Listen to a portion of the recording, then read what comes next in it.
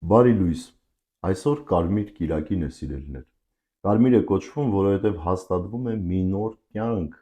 տիրոջ արյան միջոցով, հաստատվում է մի նոր կյանքի սկիզբ տիրոջ արյան միջոցով գնված քրիստոնյաների համար։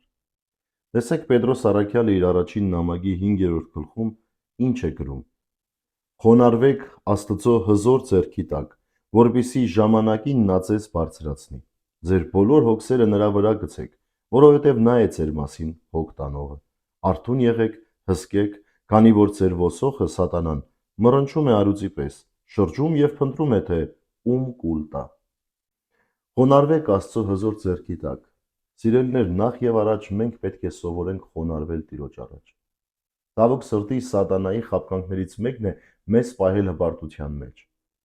եւ մեզ համոզել խաբեբայական իր պատրանքով, որ մենք բոլորս լավն ենք, շատ լավն ենք, քան մյուսները։ Եվ սա մեզ հպարտության մեջ է դնում, եւ մենք մոռանում ենք խոնարհվելու մասին։ Փոխանակ խոնարհության մենք ուղղակի մեր քթները վեր ցցած ման ենք գալիս, կարծելով, որ մենք ուրիշ ենք, մենք ավելի լավն ենք։ Ոչ, սիրելիներ։ Նախ եւ առաջ քրիստոնյայի առաքելությունն է խոնարհվել Տիրոջ առաջ, խոնարհաբար ընդունել Տիրոջ ներկայությունը եւ ուղղակիորեն ասել, որ Տեր, ես անարժան եմ քեզ ապրելու, քեզ հետ լինելու եւ քեզ զգալու իմ կյանքում։ Եվ հաջորդը, ինչ է պատկանում մեզ Պետրոս առաքյալը, խոնարհությանը զուգահեռ, ասում է, որ արթուն եղեք, հսկեցեք, որովհետեւ ոսոխն էլ արթուն է։ Սա ինչ է հսկումը, աղոթական կյանքն է մարդու, հոգևոր կյանքի ավելի լավը դառնալն է,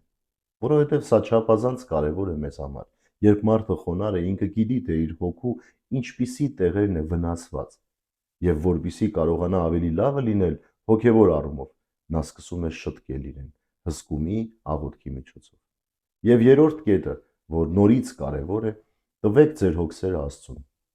Սա Տիրոջ նկատմամբ վստահության մասին է, ոչ թե հոգսերից խուսափելու մասին է, ոչ թե ուղղակի պատասխանատվությունը Աստծուն տալու մասին է, այլ Տիրոջ նկատմամբ մեր ունեցած վստահության մասին է։ Արդյոք ես վստահում եմ իմ կյանքը Տիրոջը։ Եթե չեմ վստահում, այստեղից սկսում են մեր վախերը, մեր դեպրեսիաները եւ մնացած այն ապրումները, որոնք մեզ խանգարում են մեր կյանքը լիարժեք զգալու եւ ապրելու։ Ուրեմն, սիրելիներս, այսօրվա հոգևոր նախաճաշը մեզ սովորեցնում է նախ եւ առաջ խոնարհվել Տիրոջ առաջ,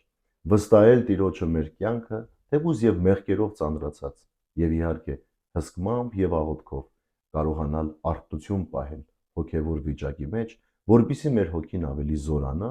եւ վերածվի ավելի ամուր եւ հաղթանակած ճամփորդի դեպի հավիտենական կյանք։ Քրիստոս հարյավի մեռելոց, ձեզ եւ մեզ մեծ ավետիս, բարի եւ խաղաղ կիրակի ձեզ բոլորիդ։